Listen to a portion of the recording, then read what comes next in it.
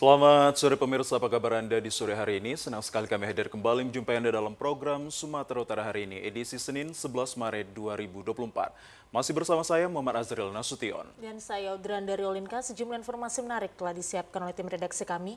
Berikut berita selengkapnya.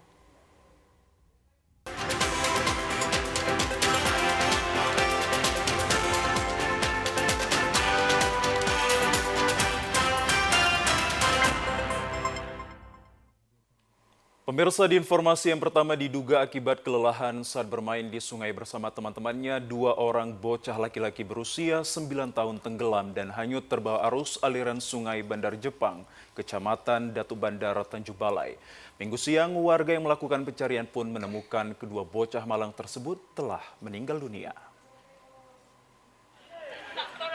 Mendapati laporan salah satu orang tua korban terkait kejadian dialami anaknya bersama temannya yang hanyut, keluarga dengan dibantu warga langsung turun ke sungai melakukan upaya pencarian terhadap 2 bocah tersebut dengan menyisir aliran sungai. Akhirnya kedua jasad bocah ditemukan warga tak jauh dari pondasi jembatan Sungai Bandar Jepang atau lokasi awal mereka tenggelam.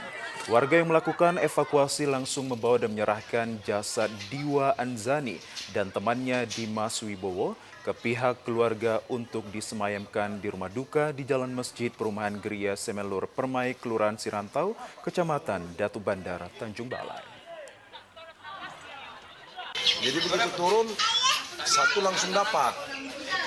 Nggak jauh dari pondasi jembatan itu sekitar 7-6 meter lah, dapat satu. Jadi setelah dapat satu, sesuai dengan video itu saya bawa ke pinggir. Setelah saya bawa ke pinggir, saya berikan pertolongan pertama. Ya, kami cari, kata alhamdulillah anak itu ketemu di nggak jauh dari dapat yang pertama. Sekitar 10 meter dari lokasi korban pertama didapat. Kondisinya meninggal dunia.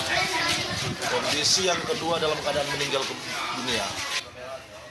Sementara itu, usai disemayamkan, kedua korban langsung dimakamkan di pemakaman umum yang tak jauh dari rumahnya.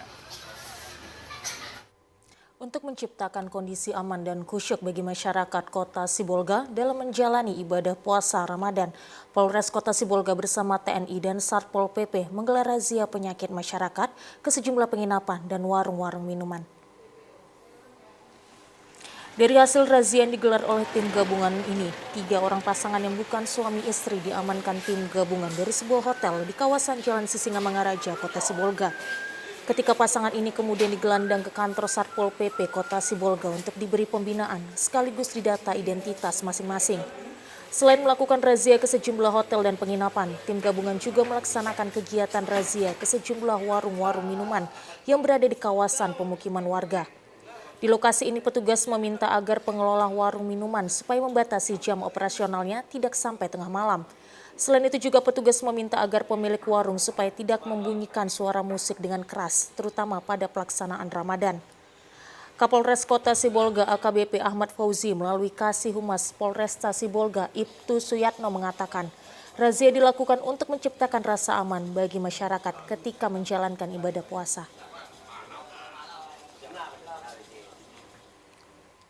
Kita beralih ke informasi lainnya pemirsa, sejumlah pedagang daging setia menjelang bulan suci Ramadan 1445 Hijriah ramai membuka lapak di beberapa tempat di Kota Panyabungan.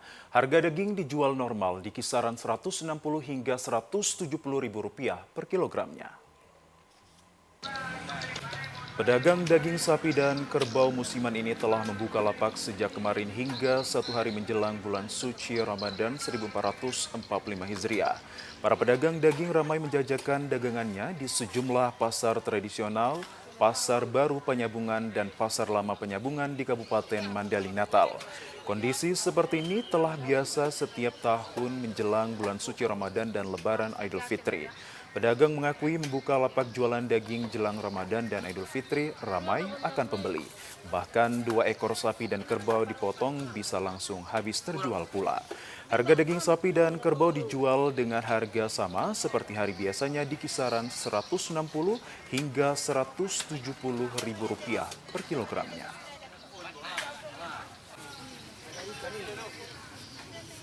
Beli daging. Berapa banyak? Setengah kilo. Berapa harganya? Kalau 1 kilo itu berarti 170. Ada beda-beda sih harganya. Ada yang 180 dan yang 170. Yang saya beli 170. Menjelang Ramadan. Biasa ya. Iya. Ramainya akan permintaan daging sapi dan kerbau ini telah menjadi kebiasaan masyarakat untuk menghidangkan gulai daging pada saat bulan Ramadan. Seperti halnya dikatakan Nur Hakimah, ia membeli daging sapi di pasar musiman ini untuk dimasak menjadi gulai rendang dan sup yang akan disantap pada saat sahur dan berbuka puasa nantinya. 170, 160, tergantung jenis apanya. Kalau kerbau 170, kalau lembu 160. Terus ada nggak kenaikan dari biasanya? Enggak, normal-normal aja. Dipotong, kita motong 2 ekor hari ini. Kira-kira habis semua ini nggak? Insya Allah habis. Gimana untuk peminat masyarakat sendiri? Antusias sekali lah. Udah. Sementara itu, tradisi memasak gulai daging pada saat bulan Ramadan telah menjadi tradisi masyarakat Madinah Natal sejak dahulu kala. Pemerintah Kota Medan melakukan pengamatan hilal guna penentuan 1 Ramadan 1445 Hijriah di Observatorium Ilmu Falak, salah satu universitas swasta di Kota Medan. Bertempat di Observatorium Ilmu Falak, salah satu universitas swasta di Kota Medan, Jalan Panglima Denai, pemerintah Kota Medan melaksanakan pemantauan dan pengamatan hilal guna penentuan 1 Ramadan 1445 Hijriah. Asisten Pemerintahan Pemko Medan Muhammad Sofyan mengatakan, meski dalam pengamatan hilal yang dilakukan para petugas OIF dan BMKG Kota Medan menggunakan sejumlah teleskop canggih, namun wujud hilal belum terlihat atau masih berada pada titik koordinat 0, namun hal ini dapat sekaligus menjadi ajang pembelajaran bagi masyarakat. Dirinya menyebut dengan hadirnya Observatorium Ilmu Falak ini, selain menjadi tempat pengamatan hilal yang bekerja sama dengan Pemko Medan, hadirnya juga OIF merupakan kebanggaan bagi warga Kota Medan. Dari pemantauan kami tadi melalui alat-alat yang ada di lokasi ini, bahwasanya memang untuk hilal secara tadi kita melihat itu belum terlihat 8 derajat ya. Kalau BMKG Pak Sugeng itu 6 derajat di Padang. Sofyan hadir bersama dengan sejumlah tokoh agama Kota Medan dan sempat meneropong dengan menggunakan teleskop untuk melihat sejauh mana hilal terlihat melalui teleskop. Ya, pemirsa, meski berdasarkan pengamatan hilal yang dilakukan di Observatorium Ilmu Falak UMSU membuktikan bahwa wujud hilal masih belum terlihat atau rendah dengan status di bawah minimal 3 derajat. Namun Muhammadiyah telah menetapkan bahwa 1 Ramadan 1445 Hijriah jatuh pada hari ini. Berbeda dengan ketetapan pemerintah yang mengumumkan bahwa puasa 1 Ramadan jatuh pada esok Selasa 12 Maret 2024. Namun Muhammadiyah dengan menggunakan metode hisab telah memulai puasa pada hari ini. Sejumlah masjid Taqwa Muhammadiyah pada minggu malam pun telah dipenuhi oleh para jamaah Muhammadiyah untuk melaksanakan sholat tarawih sebagaimana merupakan ibadah yang bersifat sunnah muakkad. Pemerintah menetapkan puasa pada esok sebab berdasarkan pengamatan hilal bahwa wujud hilal atau bulan baru masih berada dalam ketinggian di bawah 3 derajat. Pemerintah menganggap hal ini belum dapat dikatakan bahwa 1 Ramadan telah masuk. Kepala Observatorium Ilmu Falak UMSU, Arwin Juli Rahmadi Butar-Butar mengatakan bahwa di Sumatera Utara, wujud hilal juga masih rendah dalam pengamatan yang dilakukan. Namun demikian, warga Muhammadiyah dengan metode hisab akan tetap memulai melaksanakan ibadah puasanya pada hari ini. Lalu tadi hanya saja secara hasil seperti sudah kita prediksi sejak awal bahkan sejak jauh hari, karena posisi hilal yang teramat rendah hanya 0, sekian derajat, dan tadi kita sudah melakukan pembuktian empirik melalui pengamatan dengan menggunakan teleskop, hasilnya adalah memang hilal tidak terlihat. Oleh karena itulah sekali lagi, karena hilal tidak terlihat, maka menurut satu kriteria atau metode yang berkembang, maka malam hari ini belum masuk tanggal 1 Ramadan. Tapi menurut Muhammadiyah, karena hilal sudah 0, sekian derajat, maka menurut Muhammadiyah malam hari ini sudah masuk tanggal 1 Ramadan. Itu kesimpulan. Umat Hindu di Kota Medan melaksanakan upacara Taur Bersama atau Mecaru. Upacara ini merupakan bagian dari menyambut Hari Raya Nyepi 2024. Diiringi musik khas Bali yaitu Bali Ganjur, kegiatan upacara tersebut berjalan lancar di Pura Agung Raksa Buana, Jalan Polonia, Kota Medan pada Minggu malam. Kegiatan yang diawali dengan melasti atau membersihkan diri di laut atau sungai yang dilanjutkan dengan mecaru. Mecaru sendiri adalah upacara yang dilakukan untuk menjaga keharmonisan antara manusia dengan alam. Selain mecaru masih ada 2 tahapan lainnya, yakni Hari Raya Nyepi dengan tidak boleh bepergian keluar rumah dan esok harinya dilanjutkan dengan mengunjungi sanak keluarga untuk bermaaf-maafan. Ketua Sukaduka Dirgayusa Kota Medan, Dirgayasa mengatakan, jika upacara tersebut adalah bagian dari penyambutan Hari Raya Nyepi yang jatuh pada tanggal 11 Maret 2024. Hari ini Taur Kesanga, yaitu mecaru, pembersihan juga yang sifatnya skalo dan diskalo. Dan besok itu Hari Raya Nyepi yang harus kita laksanakan dengan melaksanakan 4 pantangan yang disebut dengan catur berata penyepian. Yang salah satunya adalah tidak boleh bepergian. Dan lusa itu adalah Hari Raya Mbak Geni. Hari Raya ini sejenis silaturahmi, dalam bahasa Hindunya simulkrama, ya, artinya berkunjung ke tetangga, saudara dan lainnya untuk ucapan selamat dan minta maaf dan lain sebagainya.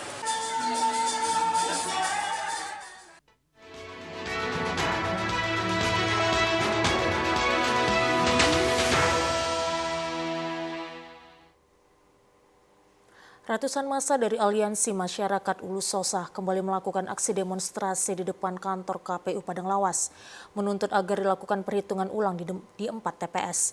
Massa menduga ada terjadi kecurangan yang dilakukan oleh kelompok penyelenggara pemungutan suara. Aksi demonstrasi ratusan massa kembali dilakukan oleh Aliansi Masyarakat Ulu Sosa di depan kantor KPU Padang Lawas. Massa menuntut serta mendesak agar KPU Padang Lawas melakukan perhitungan suara ulang di TPS 1, 2, 3, dan 4 Desa Harangjulu yang diduga ada kecurangan yang dilakukan oleh kelompok penyelenggara pemungutan suara saat perhitungan suara. Aksi ratusan massa dikawal ketat puluhan aparat keamanan dari kepolisian serta TNI dan Satpol PP. Massa dapat tenang setelah Komisioner KPU Padang Lawas menjumpai para demonstran dan berjanji akan menindaklanjuti aspirasi mereka apabila ada rekomendasi dari Bawaslu. Koordinator aksi Ali Tondi Halomoan Hasibuan mengatakan, aksi kali ini diikuti lebih dari 500 massa dan menuntut agar KPU melakukan perhitungan suara ulang di 4 TPS Desa Harangjulu yang diduga ada kecurangan. Terkait dengan aksi demonstrasi yang kita lakukan hari ini, itu selaras dengan 3 kali berturut-turut kita laksanakan aksi di depan kantor KPU dan Bawaslu. Tuntutan poinnya itu sama, yaitu meminta kepada KPU dan juga Bawaslu untuk merekomendasikan pembukaan kotak suara ulang. Karena kuat dugaan kami bahwa ada kecurangan di TPS 1, 2, 3, dan 4 di Desa Harangjulu. Alhamdulillah Komisioner KPU menyambut baik kedatangan kita dengan menjawab akan menindaklanjuti ketika ada keputusan dari Bawaslu atau surat instruksi dari Bawaslu. Tondi Halomoan berjanji masyarakat Ulu Sosa akan terus mengawal permasalahan kecurangan pemilu ini sampai Bawaslu memberikan rekomendasi untuk perhitungan suara ulang. Sementara itu, pemirsa, Komisi Pemilihan Umum Daerah Toba menetapkan hasil rekapitulasi suara pemilu 2024 tingkat kabupaten. Hasil rekapitulasi suara untuk Pilpres, pasangan calon nomor urut 02 Prabowo Subianto Gibran Rakabuming Raka meraih suara terbanyak yakni 82.822 suara. Ketua KPUD Toba Sugar Fernando Sibarani mengatakan KPUD Toba telah menetapkan hasil rekapitulasi suara tingkat kabupaten yang berlangsung dengan kondusif. Berdasarkan hasil rekapitulasi suara untuk Pilpres, pasangan calon nomor urut 02 Prabowo Subianto Gibran Rakabuming Raka meraih suara terbanyak yakni 82.822 suara. Kemudian diikuti oleh pasangan calon nomor urut 03 Ganjar Pranowo Mahfud dengan perolehan suara sebanyak 24.627 dan pasangan calon nomor urut 01 Anies Baswedan Muhaimin Iskandar memperoleh 2.751 suara. Untuk pemilihan calon anggota legislatif khususnya untuk DPR RI, DPRD Provinsi dan Kabupaten, politikus PDI Perjuangan mendominasi di setiap kecamatan. Khususnya untuk DPRD Kabupaten Toba, perolehan suara terbanyak diraih oleh PDI Perjuangan yang disusul oleh Partai Golkar dan juga Nasdem. Memang kita sudah ada hasil rekapitulasi tersebut. Nah, untuk 4 tingkatan seperti PPWP, kemudian DPR, DPD, dan DPRD Provinsi itu ada rekapitulasi lanjutan di tingkat provinsi. Namun khusus untuk DPRD Kabupaten, karena kewenangannya di KPU Kabupaten, maka kita sudah langsung menetapkan hasil pemilihan umum untuk anggota Dewan Perwakilan Rakyat Daerah Kabupaten Toba. Dari situ penetapannya adalah terhadap jumlah perolehan suara setiap partai dan juga sekaligus kita di dalam lampiran tersebut ada membuat peringkat setiap caleg masing-masing partai. Itu yang kita tampilkan, belum dalam rangka menetapkan calon terpilih. Nomor 2.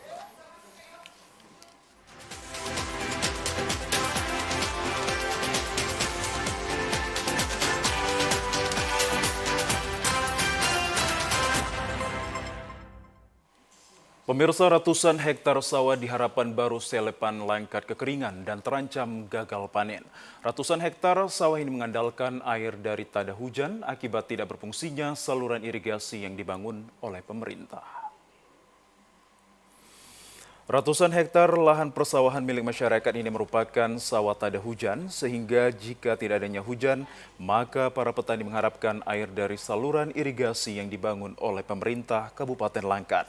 Saluran irigasi yang dibangun di Desa Harapan Baru, Kecamatan Selepan dinilai tidak sesuai karena aliran sungai lebih rendah dari saluran irigasi, sehingga tidak bisa untuk mengairi areal persawahan masyarakat di sekitaran. Kondisi ini telah dirasakan puluhan petani yang ada di Desa Harapan Maju selama puluhan tahun dan para petani harus mengeluarkan biaya tambahan untuk pembuatan sumur bor. Salah seorang masyarakat, Budi Kurniawan, mengatakan bahwa pembangunan saluran irigasi yang dilakukan pemerintahan Kabupaten Langkat sangat mengherankan karena tidak ada manfaatnya untuk para petani yang ada di Desa Harapan Baru dan saluran tersebut tidak berfungsi.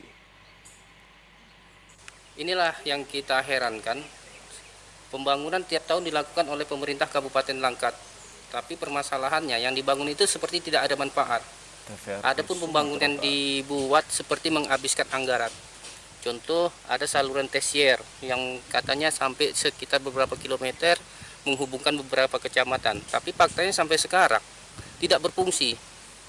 Sementara di sini kebutuhan air itu sangat perlu karena masih banyak petani dengan sistem tada hujan. Kalau pas hujan mereka udah nggak perlu irigasi lagi, tapi faktanya itu tetap dilanjutkan setiap tahunnya. Memang nggak berfungsi karena saluran tersiernya itu berada lebih tinggi daripada dasar air, permukaan air. Makanya dibilang warga tidak berfungsi sama sekali, seperti menghabiskan anggaran. Sementara itu, puluhan petani yang berada di Desa Harapan Baru hanya bisa berharap agar pemerintah Kabupaten Langkat meninjau kembali proyek irigasi persawahan yang tidak ada manfaatnya.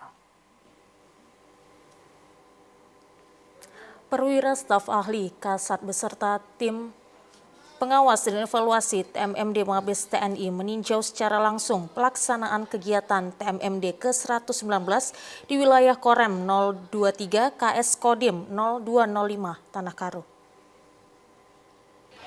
Majen TNI Edi Sutrisno, perwira staf ahli tingkat 3 Kasat Bidang Politik dan Keamanan beserta tim pengawas dan evaluasi Wasef TMMD Mabes TNI meninjau langsung lokasi pembangunan fisik di wilayah TMMD ke-119 tahun anggaran 2024 di wilayah Kodim 0205 Tanah Karo.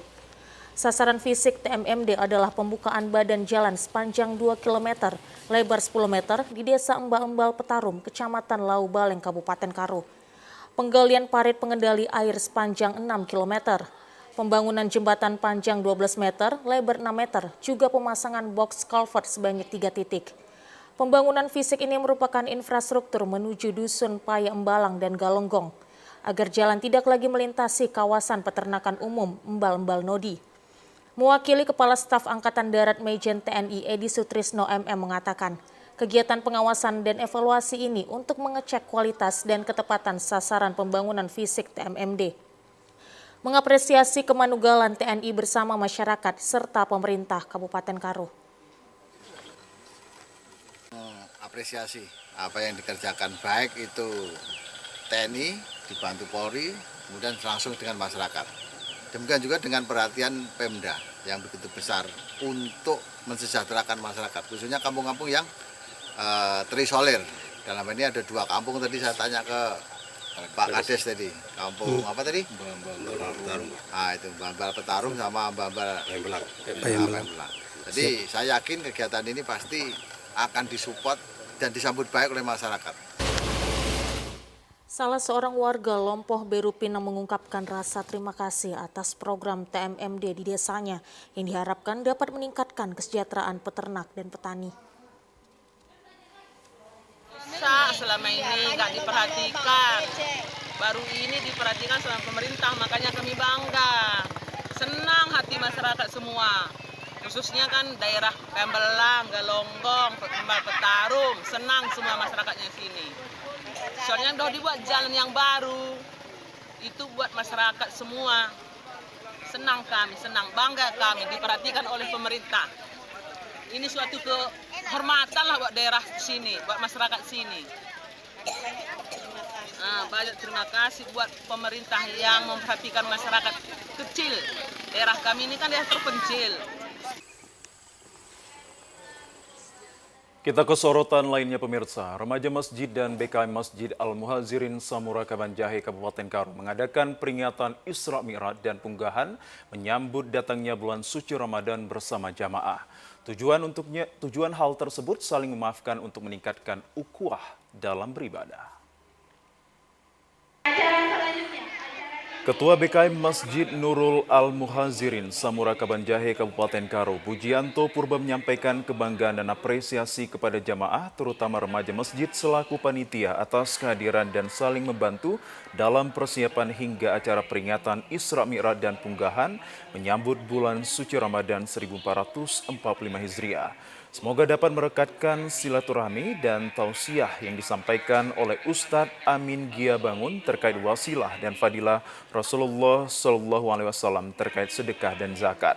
Dilanjutkan dengan saling memaafkan antar jamaah dan kemudian makan bersama Punggahan dengan menukar lauk pauk Punggahan antar sesama jamaah Masjid Al-Muhazirin. Ketua Remaja Masjid Al-Muhazirin Samura Kabanjahe, Irfan Aditya mengatakan bahwa Ramadan merupakan momentum meningkatkan keimanan, mengisi dengan berbagai kegiatan bagi remaja dan pergaulan yang Islam pula. Dari segi pergaulan, di bulan-bulan biasa dan bulan-bulan Ramadan tentu jauh sekali bedanya. Seperti yang sudah disampaikan tadi, kalau di bulan Ramadan kita selalu meningkatkan nilai-nilai spiritual. Dari apapun yang kita kerjakan di hari-hari Ramadan itu selalu berkenaan dengan nilai-nilai spiritual. Jikalau di hari-hari biasa kita hanya menjalankan aktivitas kita biasa, ya seperti kerja, seperti yang lain-lainnya. Sementara itu, remaja Putri Ayu Syahrani menuturkan selaku remaja Masjid Putri akan turut membantu BKM dalam kegiatan rutin ibadah dalam bulan Ramadan, seperti halnya berbuka bersama, tadarus setelah tarawih, dan lainnya.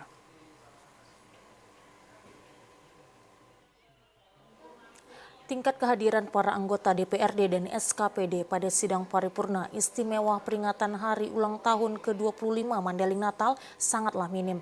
Selain anggota Dewan terlihat ratusan, bangku undangan juga kosong.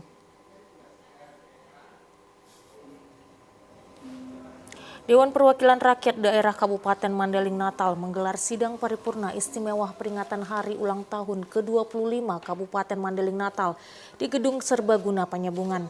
Sidang istimewa dipimpin Ketua DPRD Mandailing Natal, Haji Erwin Effendi Lubis, yang dihadiri perwakilan Gubernur Sumatera Utara dan perwakilan kabupaten tetangga, Forkopimda dan organisasi kepemudaan, lembaga pemasyarakatan dan tokoh agama. Dalam acara sidang paripurna istimewa ini tampak banyak kursi yang kosong dari 37 kursi DPRD yang disiapkan, tidak lebih dari 10 kursi yang terisi. Tidak hanya kursi dewan saja, kursi para pejabat pemerintahan dan ketua partai politik juga banyak yang kosong. Ketua DPRD Madina Erwin Effendi Lubis menanggapi banyaknya para undangan yang tidak hadir. Kemungkinan para anggota dewan lainnya sedang sibuk dalam momen bulan suci Ramadan. Pesan dan kesannya pasti mudah-mudahan Mandailing Natal akan menuju arah yang lebih baik ke depan. Karena apapun alasannya ini adalah Mandailing Natal kita. Nah, segala sesuatu yang akan terjadi di Mandailing Natal adalah dari kita untuk kita pun. Supaya kita sama-sama berpikir objektif, berpikir lebih netral, berpikir lebih tenang untuk bisa melakukan yang terbaik. Jangan hanya gara-gara satu hal, apalagi karena ini tahun politik, maka kebersamaan dan kepedulian di antara kita. Dalam peringatan Hari Ulang Tahun ke-25 Kabupaten Mandailing Natal tahun 2024 ini mengambil tema kerja kita prestasi Madinah dengan slogan Madinah bersyukur, Madinah bekerja. Tema ulang tahun Madinah yang ke-25 tahun ini kerja kita prestasi Madinah. Artinya apa? Bahwa semua komponen masyarakat Madinah hendaknya ikut mendukung seluruh program pembangunan yang ada di Kabupaten Natal. Kami ajak Anda pemirsa ke Labuhan Batu Selatan. Ratusan warga hadiri penyambutan bulan suci Ramadan di Pondok Pesantren El Firdaus Cikampak, Kecamatan Torgamba, Kabupaten Labusel kemarin, yang tentunya diisi dengan tausiah. Selain menyambut bulan suci Ramadan, Pondok Pesantren El Firdaus juga melaksanakan pelepasan santri yang lulus tingkat sanawiyah dan aliyah yang diawali dengan pembacaan kitab suci Al-Quran dan dilanjutkan dengan pemberian ijazah kepada puluhan santriwan dan santriwati yang berasal dari Cikampak maupun di luar kecamatan. Dalam acara tersebut, pengasuh Pondok Pesantren El Firdaus, Kiai Saipul Amri mengharapkan dengan diadakannya acara seperti ini akan memberikan semangat penuh untuk mengembangkan siar agama di Pondok Pesantren. Alhamdulillah pada malam hari ini kita kegiatan Aflah Rusana Khotbah Kutub Lailatul Wada di Pondok Pesantren Al Firdaus Cikampak. Mudah-mudahan ke depan makin baik, makin maju untuk mengembangkan agama ini melalui siar-siar di Pondok Pesantren.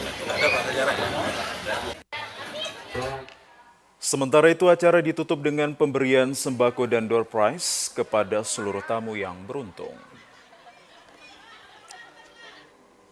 Sambut puasa Ramadan, sejumlah kawasan pemakaman Muslim di Kota Sibolga terlihat mulai ramai dipadati masyarakat yang hendak melakukan kegiatan ziarah makam.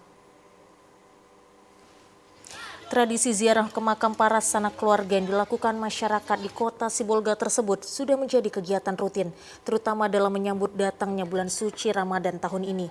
Seperti yang terlihat di kawasan pemakaman umum Ujung Sibolga di Jalan Sutoyo, Kelurahan Kota Beringin. Di pemakaman umum ini, sedari pagi telah terlihat ramai dikunjungi para peziarah, baik yang datang dari Kota Sibolga maupun masyarakat luar Kota Sibolga yang ingin berziarah ke makam keluarga masing-masing. Selain berdoa di makam keluarga mereka masing-masing, para peziarah ada juga yang terlihat melakukan pembersihan di areal makam. Hal itu bertujuan agar kondisi makam bisa terlihat bersih. Tak hanya diramaikan para keluarga yang akan berziarah, kawasan pemakaman juga dipadati sejumlah pedagang, mulai dari penjual bunga hingga penjual air wewangian yang biasa dipakai untuk menyirami makam. Tak hanya itu, bahkan kehadiran sejumlah warga yang bekerja secara musiman sebagai pembersih areal makam juga terlihat meramaikan suasana ziarah makam di kawasan pemakaman umum Muslim Ujung Sibolga.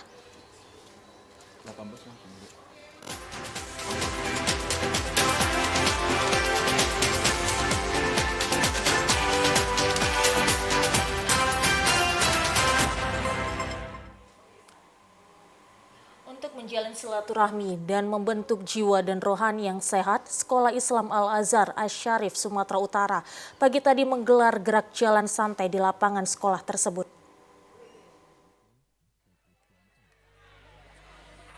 Sebanyak 1.300 santri dan santriwati, orang tua, mewakili Bupati Deli Serdang dan keluarga besar tampak antusias mengikuti gerak jalan santai yang dilepas pembina Yayasan Sekolah Islam Al-Azhar Asy-Syarif Dr. Haji Baratua Simanjuntak.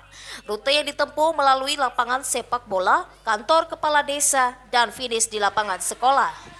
Usai mengikuti gerak jalan, para peserta disuguhkan aneka jajanan dan minuman yang dapat dibeli di stand pameran yang dikelola para orang tua santri dan santriwati.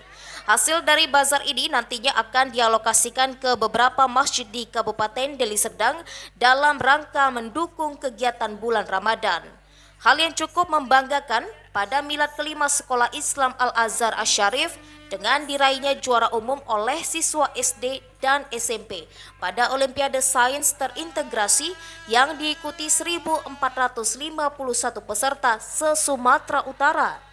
Direktur Sekolah Islam Al-Azhar Asy-Syarif Sumatera Utara, Muhammad Adian Simanjuntak mengatakan jalan santai ini dilakukan dalam rangka milad sekolah sekaligus silaturahmi antara santri-santriwati dan siswa-siswi serta orang tua jelang bulan suci Ramadan.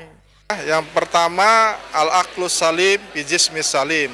Artinya di akal yang sehat terdapat di jiwa yang sehat. Dalam rangkaian milad kelima, kami melibatkan orang tua murid, orang tua santri dan santriwati untuk ikut berpartisipasi.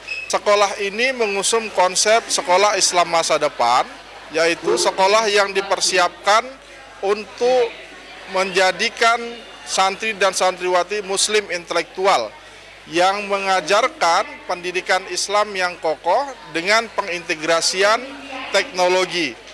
Ketua Panitia Jalan Santai Ustazah Raisa Harahap mengatakan selain jalan santai, sejumlah rangkaian kegiatan sudah dilakukan seperti Olimpiade Sains mulai tingkat SD hingga SMA, donor darah, dan menanam pohon. Output dari kegiatan milad ini agar seluruh keluarga besar Al-Azhar Asy-Syarif lebih semangat dalam menciptakan berbagai prestasi. Ini adalah bentuk kesyukuran dari Al-Azhar Asy-Syarif kepada seluruh sivitas keluarga, santri, orang tua murid, guru gitu ya. Jadi outputnya adalah kita merasa bangga dengan yayasan kita, dengan sekolah kita, bahwasanya wah ini adalah ulang tahun tempat kita bekerja bersama. Milad kelima ini juga mengagendakan perlombaan Al-Azhar Asy-Syarif Show Talent se-Sumatera Utara yang diikuti lebih 1.000 peserta dengan lomba vokal solo, squad hadroh, fashion show, dan storytelling. Di akhir acara dilakukan pengundian lucky draw yang disambut antusias oleh seluruh peserta. Kita beralih ke informasi lainnya, pemirsa. Pemerintah Deli Serdang senantiasa memberikan apresiasi kepada seluruh sekolah, baik sekolah umum maupun yang mengusung konsep sekolah Islam masa depan karena mendidik santri dan santriwati serta siswanya dengan ilmu agama dan juga ilmu pengetahuan. Sebagai wujud apresiasi pemerintah terhadap keberadaan sekolah yang selalu memberikan kontribusi bagi daerah melalui prestasi peserta didiknya hingga pengabdiannya kepada masyarakat melalui syiar agama dan pembangunan fisik sejumlah masjid di Kabupaten Deli Serdang, pemerintah Kabupaten Deli Serdang juga melihat bahwa Sekolah Al-Azhar Asy-Syarif berupaya mengambil bagian untuk ikut mensejahterakan masyarakat melalui bantuan sosial kepada masyarakat yang membutuhkan. Muhammad Ari Mulyawan Simatupang selaku staf ahli bidang pemerintahan, hukum, dan politik Kabupaten Deli Serdang berharap agar seluruh keluarga besar Al-Azhar Asy-Syarif dapat menciptakan berbagai prestasi terutama mampu mendidik generasi muda yang cerdas dan berakhlakul karimah. Sebagai dukungannya untuk menjaga kebugaran tubuh, ia juga memberikan semangat kepada seluruh santri dan santriwati serta siswa-siswi Al-Azhar Asy-Syarif dalam mengikuti kegiatan olahraga melalui jalan santai yang dilakukan sekolah tersebut. Untuk Al-Azhar Asy-Syarif ini kami menyampaikan ucapan terima kasih kepada Yayasan atau Pendidikan Al-Azhar Asy-Syarif Sumatera Utara. Salah satunya adalah untuk bantuan-bantuan seperti bantuan masjid, bantuan untuk fakir miskin dari sekolah. Jadi untuk mensejahterakan masyarakat Deli Serdang juga. Al-Azhar Asy-Syarif yang berada di Kecamatan Percut Setuan banyak mencetak anak-anak yang berprestasi. Jadi untuk melakukan jenjang berikutnya, khususnya anak-anak yang ada di Deli Serdang, bisa melanjutkan sekolah yang lebih tinggi, yang berkualitas. Itu dibimbing di sekolah Al-Azhar Asy-Syarif Sumatera Utara ini. Sementara itu, pemerintah Deli Serdang senantiasa memberikan ruang bagi sekolah untuk berinovasi dalam menciptakan generasi muda yang unggul dan berkarakter, mengingat indikator kemajuan dari suatu daerah tidak terlepas dari peran penting lembaga pendidikan yang ada.